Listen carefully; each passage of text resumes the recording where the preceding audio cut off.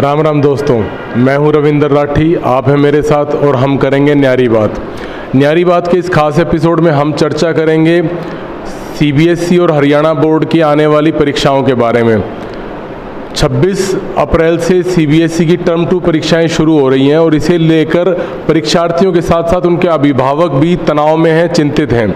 तो ऐसे में हमारे साथ हैं अंग्रेजी प्राध्यापिका श्रीमती सुमित्रा तेवतिया जी। सीधी बात करते हैं, न्यारी बात करते हैं सुमित्रा जी से कि बच्चों को ऐसे समय में क्या करना चाहिए, अभिभावकों को क्या क्या सावधानियां बरतनी चाहिए, क्या तौर तरीके अपनाने चाहिए ताकि बेहतरीन परीक्षा परिणाम प्राप्त कर सकें। सीधी बात करते हैं सुमित्रा जी से। जी सुमित्रा जी, स्वागत है। नमस्कार सर, थैंक यू सर। मैं सुमित्रा तेवतिया, अंग्रेजी प्राध्यापिका। इंग्लिश जो है एक लैंग्वेज है और इंग्लिश को बहुत बड़ा हवा बनाते हैं अपने यहाँ पे, जबकि ऐसा नहीं है। मेरे अकॉर्डिंग इंग्लिश बहुत ही इजी है। अपनी जो हिंदी भाषा है वो साइंटिफिक है, वैज्ञानिक है। इंग्लिश लैंग्वेज को उसके ऊपर एक्सपर्टाइज लेना बहुत ही इजी है सर। इसके लिए मैं ये कहूँगी, जैसे अभी एग्ज़ाम आ रहे हैं तो बच्चों के लिए इंग्लिश एक बहुत है, हरियाणा बोर्ड के लिए फोबिया है। बट अगर हम शुरू से कंसिस्टेंसी के साथ टीचर भी अगर करें और बच्चे भी साथ साथ उसका प्रैक्टिस करें तो sir it's not a big job. और अभी जैसे हरियाणा बोर्ड के पेपर हो चुके हैं, सीबीएसई का होना है, तो उसमें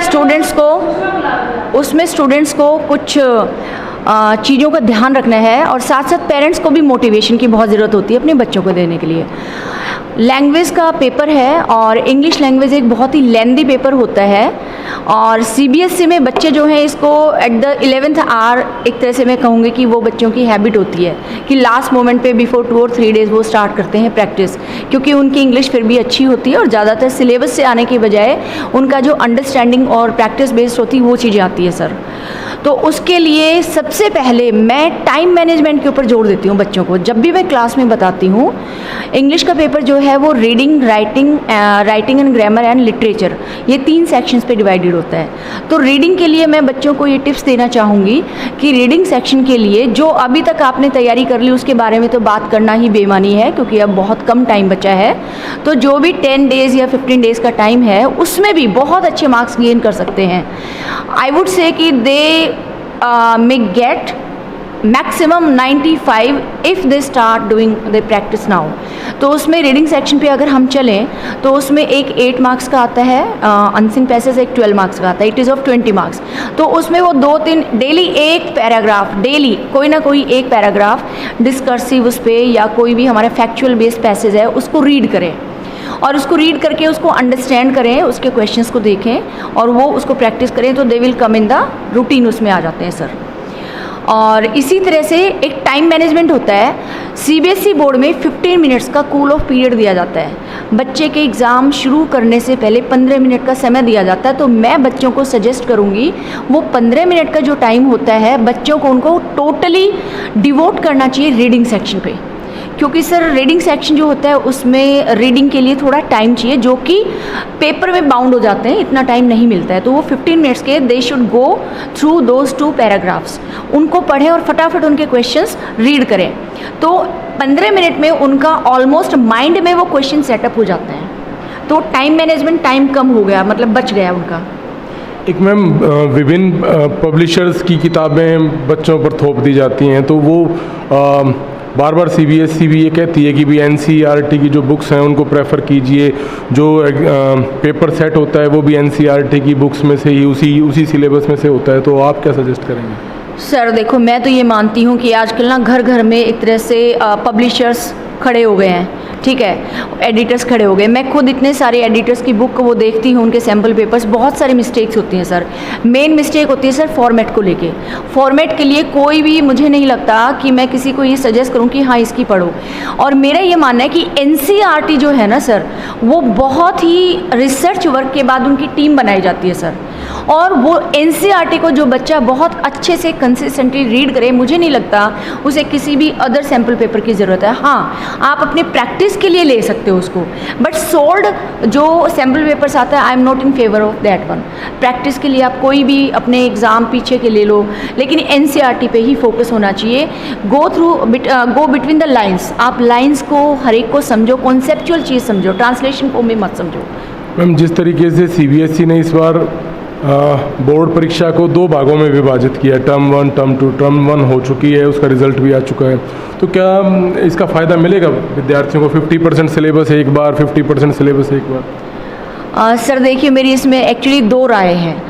उन बच्चों के लिए डेफिनेटली ये बहुत फ़ायदा मिलेगा, benefit always goes to the student. उनको फ़ायदा ये मिलेगा कि हाफ सिलेबस ऑलरेडी उनका हो चुका है और अब नाम मात्र सिलेबस है सर। लेकिन जो पढ़ने वाले बच्चे हैं सर, वो जो हैं उनका वही पहले वाला, मैं तो वही मानती हूँ कि ठीक है, क्योंकि इससे बच्चे लेज़ी हो गए हैं सर। ये कोविड की वजह से और उन चीज़ों से एक ना उनकी रीडिंग हैबिट कम हो जाएगी। तो मैं मानती भी हूँ एवरेज और जो बिलो एवरेज बच्चे हैं उनके लिए ये बहुत बढ़िया है, लेकिन सर एक जो स्टूडियस बच्चा होता है उसके लिए मुझे तो थोड़ा सा नेगेटिव ही लगता है। मैम, आपको क्या लगता है कि पेरेंट्स को इस दौरान क्या पर्टिकुलर प्रिकॉशंस बरतने चाहिए? सर नंबर 1 एक तो ये कि हम बच्चों को नेगेटिव रिमार्क्स ना दें कि तुम पढ़ते नहीं हो। कई बार पेरेंट्स के, एज ए पेरेंट मैं भी पेरेंट हूँ, कई बार मैं भी अपने बच्चे को बोल देती हूँ कि बेटा पढ़ाई करो, लेकिन सर ऐसा नहीं होता कि हम 2 दिन तो उसके ऊपर इतना बोझ जो है इसका पढ़ाई का डाल दें कि बस बच्चे को ये सोचे कि अभी कर देगा। थोड़ा मोटिवेशनल अप्रोच चाहिए। इवन पेरेंट्स को उनके खाने पर भी ध्यान देना चाहिए। उनका थोड़ा सा, ऐसा नहीं है कि सारा दिन पढ़ें, वो चीज़ नहीं जाती है। हाँ, मॉर्निंग में उनको प्रॉपर टाइम पर उठाएं या बच्चा खुद उठने के लिए उनको मोटिवेट करें। सुबह का टाइम जो होता है वो वाकई में मैं मानती हूँ कि उस टाइम हमारा माइंड मोस्ट एक्टिव मोड पे होता है, तो वो जो भी हम पढ़ेंगे ना वो ऑटोमेटिकली हमारे सबकॉन्शियस माइंड में जाता है। तो एक तो बच्चों को बोलूँगी, पेरेंट्स को बोलूँगी कि सुबह का वातावरण जो घर में है वो उनको प्रोवाइड करें। और दूसरा सर, थोड़ा सा एक्सरसाइज के लिए भी बोला जाए, और पेरेंट उनको खाना लाइट खाना दें, क्योंकि अब बच्चे थोड़ा सा ज़्यादा बैठ के पढ़ते हैं, तो लाइट खाना, हेल्दी फूड उनको दें, मोटिवेशन करें सर, मोटिवेशन उनको प्रोवाइड किया जाए। ये कहने के बजाय कि तुमने पढ़ा नहीं, ये नहीं किया, बच्चे को थोड़ा सा उसको फ्रीडम दो सर पढ़ने के लिए अपने उससे। क्योंकि आजकल के पेरेंट्स को क्या है सर कि वो ये हैबिट डालते कि ये पढ़ो, वो पढ़ो, ये पढ़ो। ऐसा नहीं सर, बच्चे को उनके टीचर्स ने जो गाइड किया है एज़ पर उनको पढ़ने दे, थोड़ा सा उनको freedom they, space they. But हाँ, ऑब्जर्वेशन वो ये कर सकते हैं, मोटिवेशनल लाइक ऑब्जर्वेशन वो कर सकते हैं सर। तो पेरेंट्स को मैं यही चाहूँगी, अगर आप अपने बच्चों से मैक्सिमम लेना चाहते हो तो उनको मोटिवेट करो, उनको बोलो कि आप अभी भी यू कैन डू, आप कर सकते हो। तो ये चीज़ मैं चाहती हूँ। सुमित्रा जी, बहुत बहुत धन्यवाद आपका। आपने बहुत अच्छी सलाहें दी अभिभावकों को, परीक्षार्थियों को, और उम्मीद करते हैं कि भी आपकी बातों का अनुसरण करते हुए बच्चे बेहतर परिणाम हासिल करेंगे इन परीक्षाओं में। Thank you sir. बस एक बात और बोलूँगी सर, टाइम मैनेजमेंट का मेरा थोड़ा सा रह गया। बच्चों, ये 3 आवर्स का पेपर होता है, तो आप इसमें डिवोट करें 15 minutes school of time, plus आप 30 मिनट्स यानी 2.5 घंटे में से आधे घंटा एक्चुअल आपने दिया रीडिंग सेक्शन पे।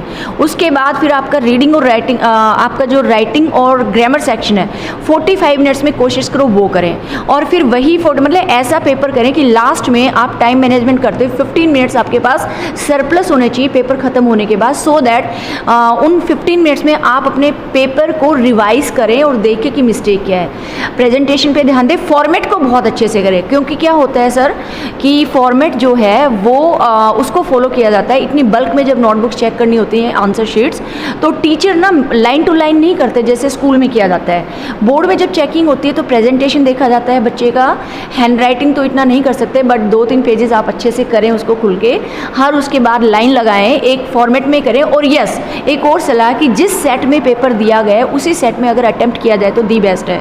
हम कई बार बोल देते हैं कि बेटा जो आपको अच्छे से आता है उसको करो, लेकिन नहीं, क्योंकि जो पेपर सेटिंग है वो किसी मकसद से बनाया जाता है। अगर पहले रीडिंग सेक्शन है तो उसको करो, फिर राइटिंग, फिर ग्रामर और फिर literature.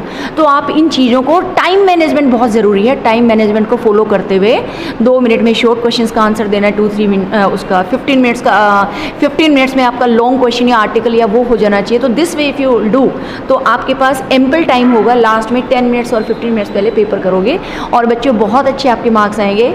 Good luck if you follow all these things, I would assure you that you will get good marks. बहुत बहुत धन्यवाद। Thank you sir. न्यारी बात में फ़िलहाल इतना ही, फिर मिलेंगे किसी अन्य न्यारी बात के साथ, किसी अन्य शख्सियत के साथ। धन्यवाद।